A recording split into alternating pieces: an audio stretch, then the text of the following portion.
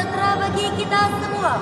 Om Swastiastu, Namo Buddhaya, salam kebajikan dan salam Pancasila.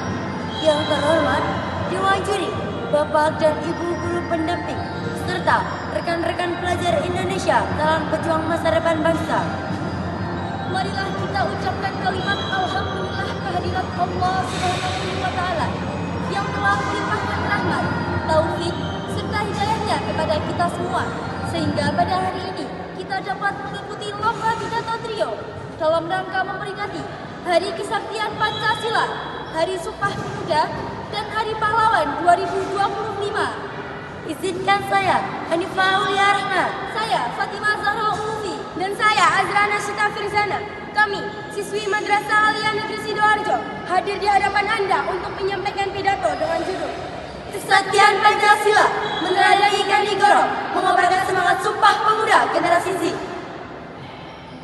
Setiap 1 Oktober, kita merayakan Hari Kesaktian Pancasila.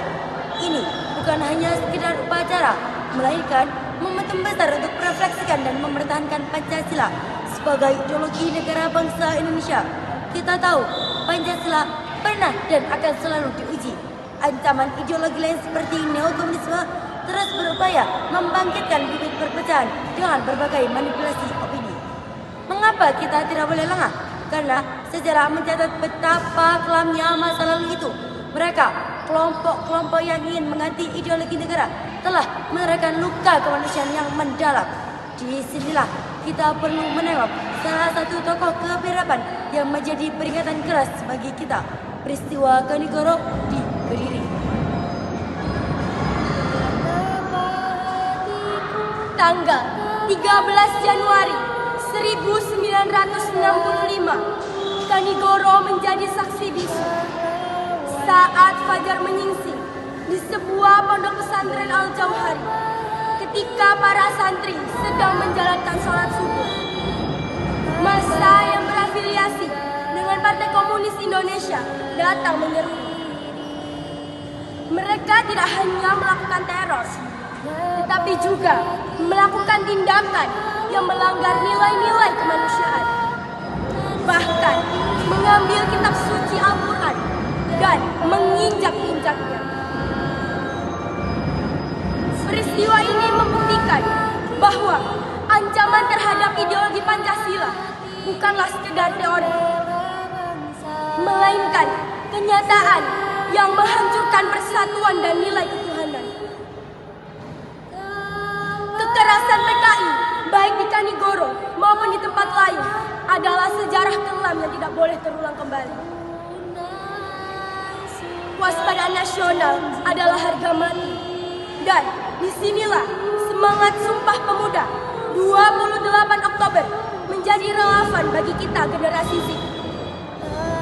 Semangat Sumpah Pemuda adalah semangat persatuan, satu tanah air, satu bangsa, dan menjunjung bahasa persatuan. Di tengah ancaman ideologi dan situasi cyberspace communication yang tengah disinformasi, kita harus meneladani Pemuda 1928, bersatu demi bela negara dan membela ideologi Pancasila.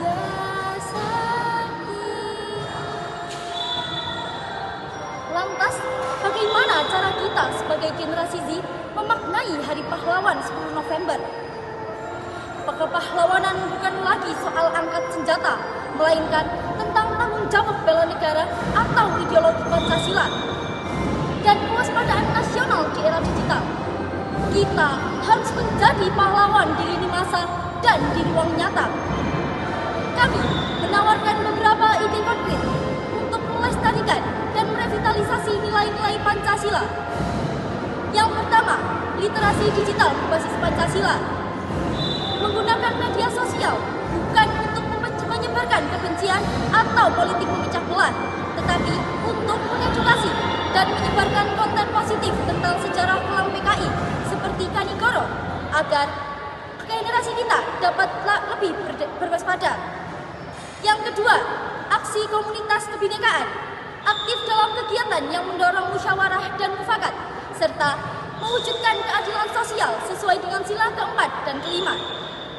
Yang terakhir, memperkuat jati diri bangsa, menjadikan Pancasila sebagai tuntutan, tatanan, dan prinsip hidup sehari-hari, mulai dari beribadah, menghargai sesama, hingga menolak bullying dan intoleransi.